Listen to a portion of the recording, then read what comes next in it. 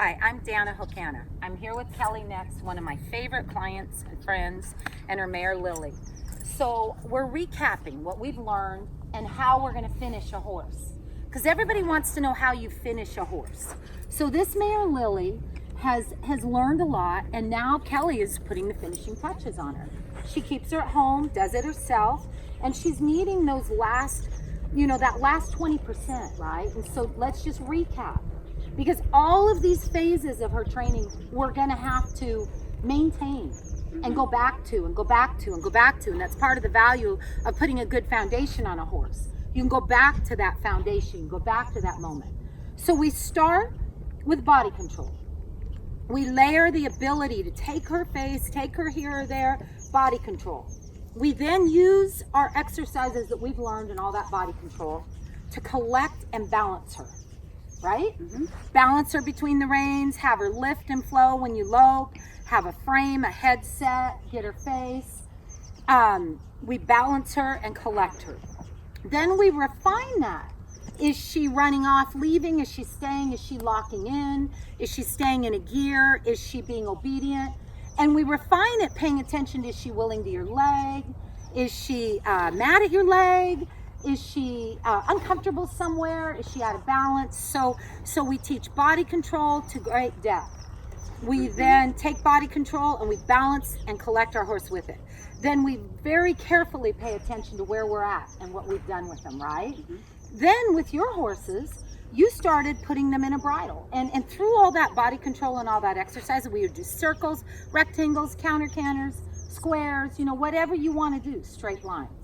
Then you want your horses in the bridle, one-handed in a shank bridle. So we start teaching them the message of an indirect rein pull or neck reining, right? We start teaching them how the shank bridle connects to the interior of the horse's mouth and has a totally different signal mechanism, how to use your hands with that shank bridle, okay? Now then, the next thing we're trying to do, that I believe you're trying to do, is you're trying to now teach guide and neck rein and set your speed, right? Yeah. Setting that speed is important, which that really was starting to go in step 2 or step 3. And that's why we can go back to step 2 or step 3 and make sure we didn't miss that point, that when we jog, they're to lock in and stay at the speed we tell them. And through all that collection and then maintaining their acceptance, we dealt with transitions, which transitions are a finishing kind of a exercise that can be really difficult for some horses, right? And difficult for you. Putting in the bridle, managing transitions, riding one-handed, teaching her to guide. And now one of our last couple steps is to teach her to stay or to have self-carriage, right? That you can put your hand down and on a loose rein, she doesn't feel the need to roar off. And I think that's really where we've been at a lot. Yeah. And the step after that is also leg control. To have the leg control to where your leg control. Oh, okay. And that's something that I usually would be incorporating in there all the way. And you have acceptance to your leg. Your leg doesn't just mean go, right? Your leg can also mean move over, can mean lift, right? But on a finished show horse, on a loose rein at our level, often we use our legs to rate them or slow them also. And that's something that you've never incorporated or started. But that's something that would really, really help you finish that work on. But those are the steps that we went through. Does that sound right? Does that make sense? Exactly.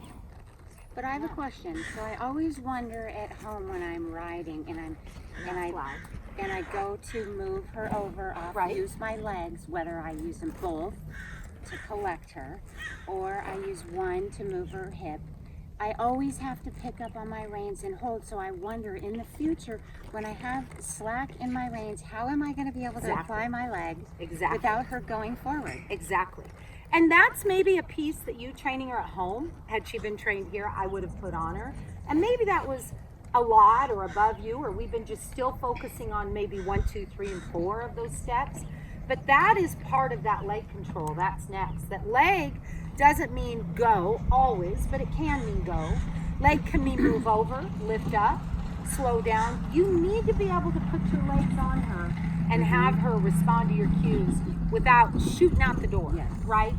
And one thing that's been an issue for you is you've spent a lot of your life riding with your legs stuck out like this. When a horse challenges me and does not want me to put my leg on them, I often spend the time needed to be able to put my leg on them. Like, your leg needs to be just another part of her daily workout in life. So good question, and that I think needs to be where we start next. Do you know what I mean? Yes. That we need to we need to incorporate the demand for self-carriage and stay, and some leg control, right? Good. So that's kind of the progression of making a horse. Yeah, right? all the pieces, all that you all just put said together. was all coming together for me. Right. So remember that.